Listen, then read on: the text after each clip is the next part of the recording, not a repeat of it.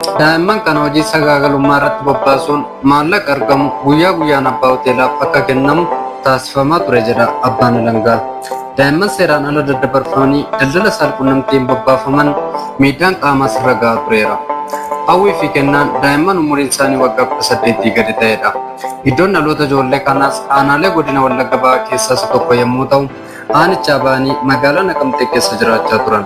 Daa'imman kun gara magaalaa Naqamtee dhufanii nama Waaggaarii Lataa jedhamu biratti hojii buna minjaalaa danfisuu hojjechaa turan jedhu itti gaafatamaan waajjira abbaa alangaa godina Horroo Guduruu Wallaggaa kan ta'an obbo Kabbada Raggaa.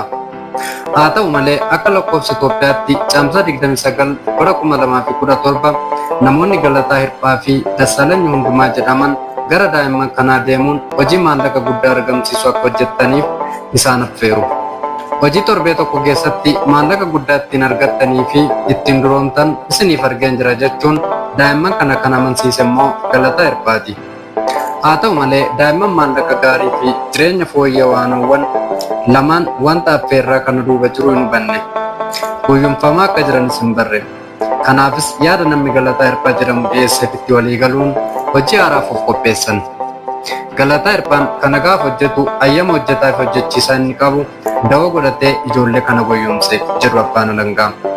Haaluma kanaan namni kun daa'imman kunneen goyyomsee erga amansiisee booda waa'ila isaa Dassaalany Hundumaa jedhamanii fi magaalaa Shaambuu keessa hoteela qaburraa qarshii 13,000 fudhachuun daa'imman lamaan kanneen akka fudhatu taasise.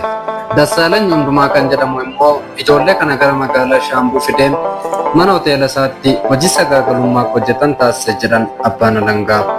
Namni kun daa'imman lamaan hoteela isaa keessa guyyoota lamaaf hojii sagaagalummaa hojjetan erga taasisee fi maallaqa irraa erga argatee booda giroosarii Fayyee jedhamu keessatti hojii wal fakkaataa hojjetaniif nama Fayyeeraa Kiisii jedhamutti dabarsee kenne.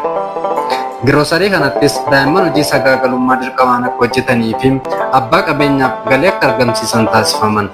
Daa'imman kun dirqamaan amma kan hojjechuu qabda jedhamee kallattiin itti kennama. San hojjechuu yoo dadhabde immoo miidhaa akka reebichaa fi dorsata irra gahaa ture jedhu abbaan alangaa obbo Kabbadaan. Daa'imman kunneen bifa kanaan magaalaa Shaambuu keessatti erga hojjetanii booda achuma godina Horroo Guduruu Wallaggaa aanaa Abbaayii Coomman magaalaa Fincaatti akka daddabarfaman taasifame. Qarshii 28,000 fudhatanii gara nama magaalaa Fincaatti argamutti isaan dabarsan jedhan abbaan alangaa. Haa ta'u malee daa'imman kun hojii dirqamaan irratti bobbaafaman hojjechuuf fedhii akka hin qabne dubbatan illee dirqamaan akka hojjetan taasifamaa turuu galmeen abbaa alangaa ni hima. Nuti hojii kana hojjechuu hin dandeenyu gaafa jedhan erga maallaqa keenya isinitti baafnee hojii kana hojjettanii deebisuu qabdu jedhanii yeroo adda addaatti isaan reebaa miidhaa qaama irratti geessisaa turan jedhan. Dhumarrattis daa'imman lamaan miidhaa irratti raawwatamaa jiru qaamolee nageenyaaf himachuu isaaniitiin dhimmichi qorattoota poolisii fi abbaa alangaa bira ga'e. Dhimma daa'imman kanaa abbaan alangaa fi poolisiin xiyyeeffannoo guddaatti kennan kan jedhan abbaan alangaa obbo Kabbadaan ijoolleen gara magaalaa Shaambuutti deebi'anii qorannoon adeemsifamuu himan. Qorannoon erga xumuramee boodas abbaan alangaa godina Horroo Guduruu Wallaggaa namoota 6 irratti mana murtii olaanaa godinichaatti himata bane. Labsii akka namaan daddaluu fi seeraan ala daangaa ceesisuu ittisuuf to'achuuf ba'e lakkoofsa 1178 muraa 2012 keewwata 41A fidaa darbuun himannaan kun dhiyaate jedhan.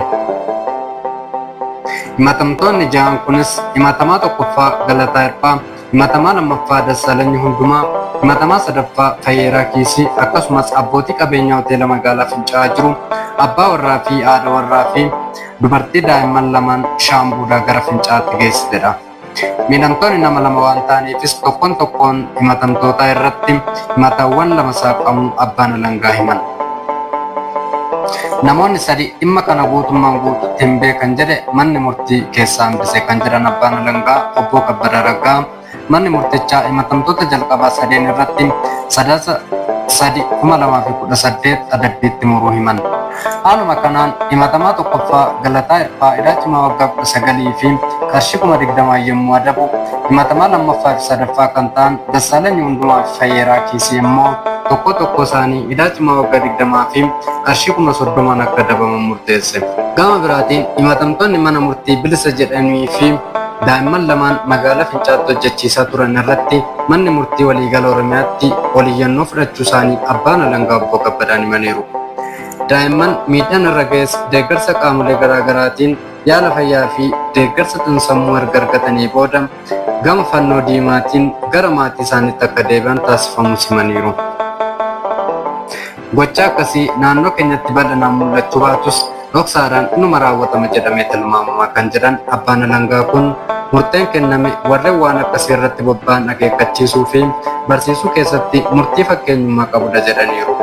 Waan jaalataniin hordoftaniif galatoomaa. Gidduu Baagiraafiidha.